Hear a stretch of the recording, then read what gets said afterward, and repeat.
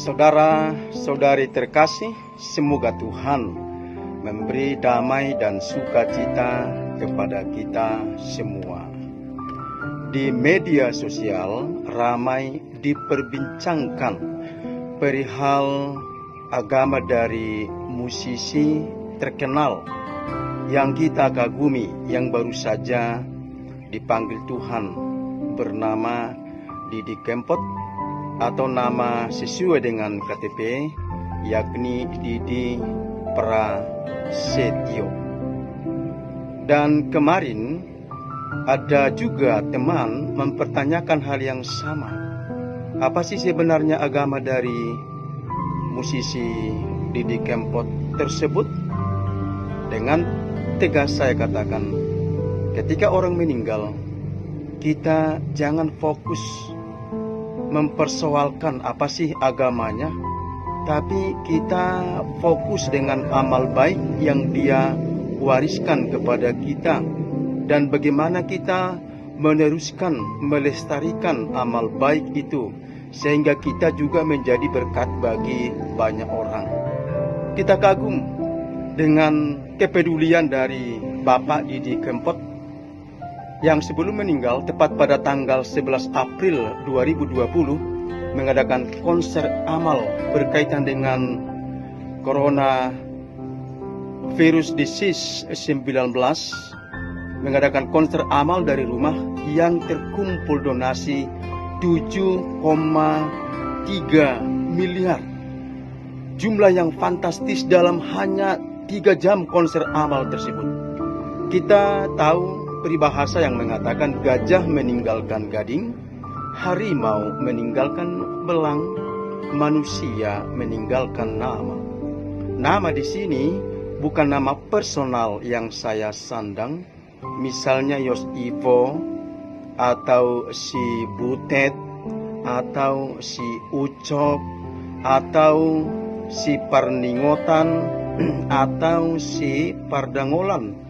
Bukan itu lagi, tetapi nama baik yang dilestarikan karena amal baik dan perbuatan kasih yang dia lakukan. Saudara-saudari terkasih, tujuan utama manusia atau harapan manusia ketika meninggal dunia tentu masuk surga.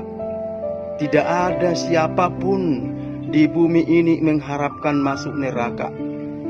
Penjahat kelas kakak pun, koruptor kelas kakak pun, kalau mereka meninggal dunia, ya apa harapan mereka? Ya masuk surga dong. Maka dikatakan begini, saudara-saudari, semua orang pasti mengharapkan surga, tetapi tak satu pun mau duluan. Atau pernah juga katanya suatu kali seorang guru bertanya kepada anak-anak, siapa ingin masuk surga? Silakan tunjuk tangan. Semua tunjuk tangan, kecuali satu orang, dia cuek-cuek saja. Dia seperti tidak peduli. Kedua kali guru bertanya, siapa yang ingin masuk surga, tunjuk tangan. Si anak tadi tetap cuek-cuek. Dan ketiga kali guru bertanya, siapa ingin masuk surga, silakan tunjuk tangan. Semua tunjuk tangan, yang tadi tetap cuek-cuek saja. Dan guru bertanya, apakah kamu tidak mau masuk surga? Apa dia bilang? Emang mau berangkat sekarang ya? Saudara, saudara yang terkasih dalam Tuhan kita Yesus Kristus, sekali lagi, yang dilihat oleh Allah bukan apa agamamu, bukan apa agamaku, bukan apa agama kita, tapi perbuatan yang baik mana yang kita lakukan selama hidup.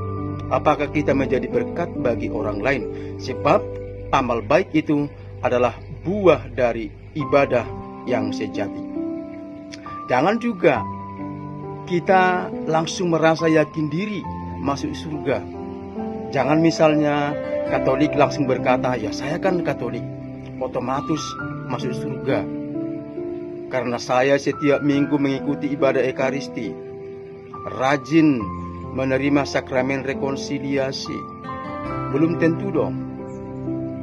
Karena diceritakan, ya katanya cerita, suatu kali Yesus sidak ke surga.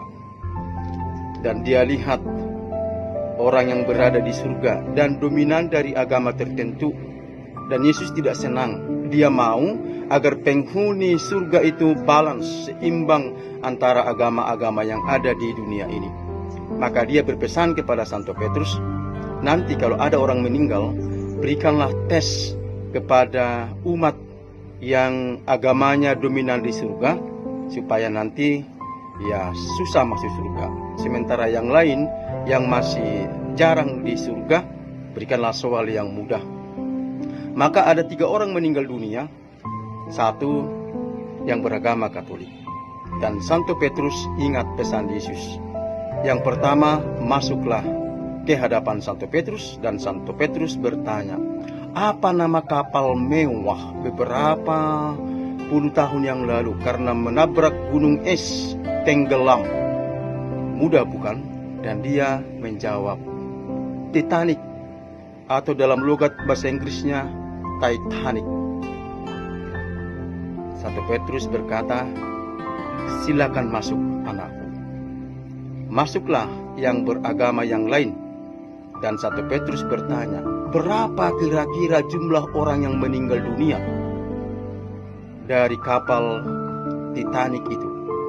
Mudah sekali. Dan dia menjawab, kira-kira 1.500 orang. Dan Santo Petrus berkata lagi, silakan masuk anakku. Masuklah yang ketiga yang beragama Katolik. Dia yakin diri, percaya diri. Dan Santo Petrus langsung bertanya, apa agamamu? Katolik, Santo Petrus. Dan Santo Petrus ingat pesan Yesus. Dan dia langsung bertanya, sebutkanlah satu persatu nama 1.500 orang yang meninggal dunia itu. Nah, sekali lagi, saudara-saudari, yang diperhitungkan Allah terutama adalah amal baik, perbuatan cinta kasih. Dalam Matius 5 ayat 42 dikatakan, berilah kepada orang yang meminta kepadamu, dan janganlah menolak orang yang mau meminjam daripadamu. Dan Galatia 6 ayat 2 dikatakan, bertolong-tolonglah menanggung bebanmu, sebab dengan demikian kamu memenuhi hukum Kristus. Sekali lagi, saudara-saudari, ketika orang meninggal dunia, janganlah fokus, janganlah berdebat tentang apa agamanya, tapi apa warisan kasih yang perlu kita kembangkan dan lestarikan bagi orang yang membutuhkan. Tuhan memberkati. Amin.